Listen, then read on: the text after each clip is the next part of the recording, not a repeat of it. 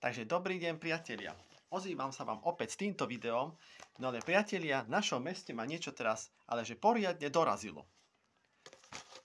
V mestských novinách som sa dočítal, v týchto konkrétne našich mestských novinách lučenských, ako každý rok sú dni mesta. Tentokrát už 12. hodovanie, ja to volám hladovanie, nie hodovanie, lebo to je úbohé, čo už tu sa robí. Takže počúvajte ma. Idem citovať z mestských novín, že bude oldies party, áno, príde Rytmus, áno, príde Samotomeče, Milujem Slovensko band a podobne.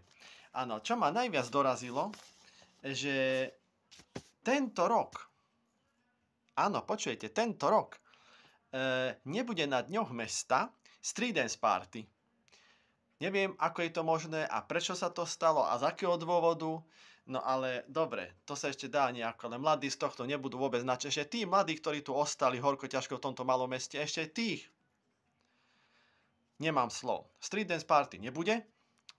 Hod mobilom do diaľky, to sme mali majstrovstvá Slovenska, hodie mobilom na futbalovom štadióne, takisto nebudú. Z akého dôvodu? Veteráni, čo boli skoro každý rok veteráni na hodovaní v našom meste, tiež nebudú, čo boli stále, ako si ja pamätám, pri radnici. A ani varenie babguľášu, to ma tak nezaujíma.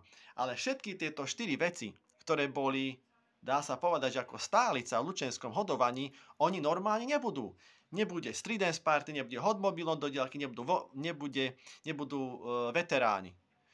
Pani primátorka, keď už máte taký veľký plat, to znamená, že musí byť tu niečo veľké, niečo za veľké sa musí stať, aby tu Lučenčania na to hodovanie prišli.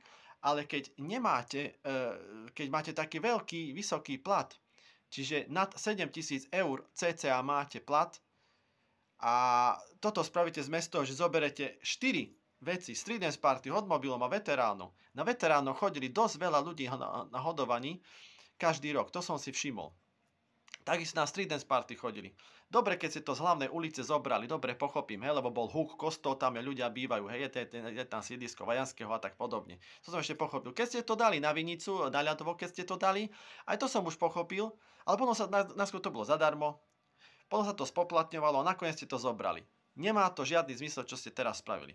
Už si troška vstúpte do svedomia a ja by som z vašeho postu primátora normálne, že odišiel. Už by som sa prepadal od hanby.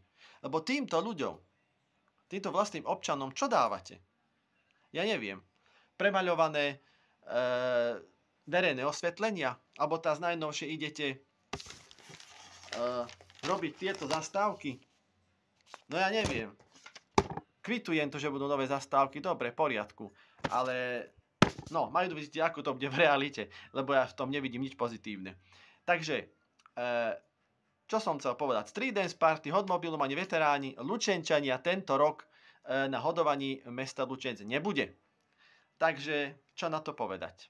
To je asi všetko, lebo som z toho úplne zrodený, skormútený a verím tomu, že tých mladých ľudí, čo je taká hrstka v tomto malom meste, ešte aj tých bude zrodených a pôjdu inde sa zabávať, lebo street dance party zrušiť, hod mobilom zrušiť, veteránov zrušiť, to už je úbohé.